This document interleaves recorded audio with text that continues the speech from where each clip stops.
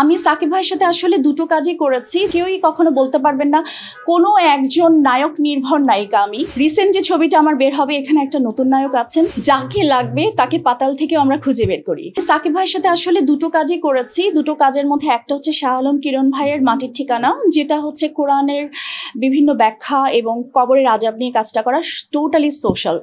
আরেকটা কাজ করেছিলাম টোটালি কমার্শিয়াল, দুর্ধর্ষ, যেটা সুপার ডুপার হিট, এখনো দেখি মাঝে মাঝে বিভিন্ন চ্যানেলে চলে। এছাড়া আমার ভাইয়ের সাথে কাজ হয়নি। আর কাজ করার বিষয়টা হচ্ছে, আমাকে কেউই কখনো বলতে পারবেন না কোনো একজন নায়ক নির্ভর নায়িকা আমি, বা কোনো একজন ডিরেক্টর বা প্রডিউসার বা ঘরানার নায়িকা আমি।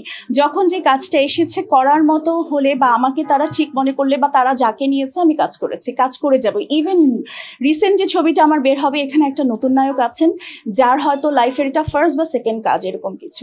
সো আমি ওটা দেখি না, আমি গল্প দেখি, আমার চরিত্র দেখি, আর ডিরেক্টর কিরকম বা কি কাজ করছেন, বা আমার এটা করার জন্য আমি কমফর্টেবল কিনা, আমি ওটুকুই দেখি। আসলে মাঝখানে তো দেশের পরিস্থিতি ভালো ছিল না, করোনা ছিল, ওই সময় একটা প্রবলেম ছিল।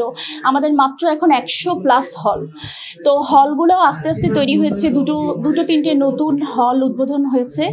এর মধ্যে আমার একটা ছবির কাজ চলছে, সঙ্গত কারণে আগামী মাসেও আমার এটার কাজ আছে 7 দিনে। সঙ্গত কারণে আমি আসলে ছবির নামটা বলতে চাচ্ছি না বা পারছি না, কারণ আমার যিনি শ্রদ্ধেয় পরিচালক আছেন, উনি বাংলাদেশের সুনামধন্য একজন ব্যক্তিত্ব, যিনি সেন্সর বোর্ডেও আছেন। ওনার ভাষ্য অনুযায়ী আকাশে চাঁদ উঠলে সবাই দেখবে। সো আমার কাজটা শেষ হলে আপনারা সবাই জানতে পারবেন, এবং আশা করি এরপর এটা পুরনো কাজের জন্য না, আমি এই ধরনের অ্যাওয়ার্ড নতুন কোনো কাজের জন্য পাবো।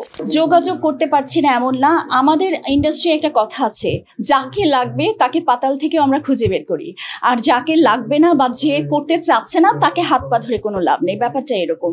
প্রথমত করোনার কারণে, দ্বিতীয়ত বিভিন্ন ধরনের সিনিয়র ডিরেক্টর আমাদের জানেন যে অনেকেই জান্নাতবাসী হয়েছেন।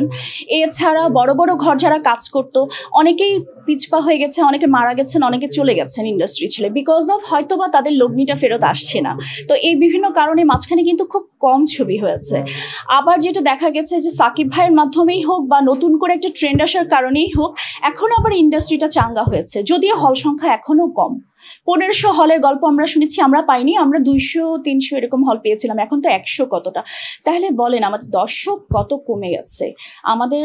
তারপরেও যেটা বলছি যে এ কারণেই হয়তো ছবিটা কম করা হয়, এক। দ্বিতীয়ত আর হচ্ছে যেটা, আমি খুবই সিলেক্টিভ কাজ করি, কারণ আমার মনে থেকে যে কাজটা আসে বা আমি যেটাকে ধারণ করতে পারবো, আমি সেই কাজটাই করি, শুধু কাজের জন্য কাজ করি না।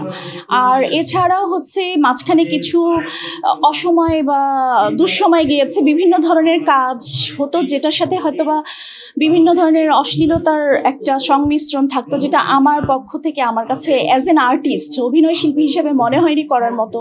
আর ব্যক্তিগত বিষয় যেটা, আমি পড়াশোনা করলাম, আমি MBA করলাম, BBA করলাম, আমার ব্রেক অফ স্টাডিজের কারণে নতুন করে করতে হচ্ছে। এখানে আমার 6 বছর টাইম চলে গেছে। সো আমি PhDও হয়তো করতাম, বাবা মারা গেছেন, এখন এই মুহূর্তে হচ্ছে না। এর পাশাপাশি একটা দুটো করে কাজ করছি অলরেডি, কিন্তু আমার 2টা ছবি পাইপলাইনে, মুক্তির পথে। আর একটার কাজ করছি, আরেকটার কাজ সব ঠিকঠাক থাকলে নভেম্বরের শুরুতে শুরু হবে।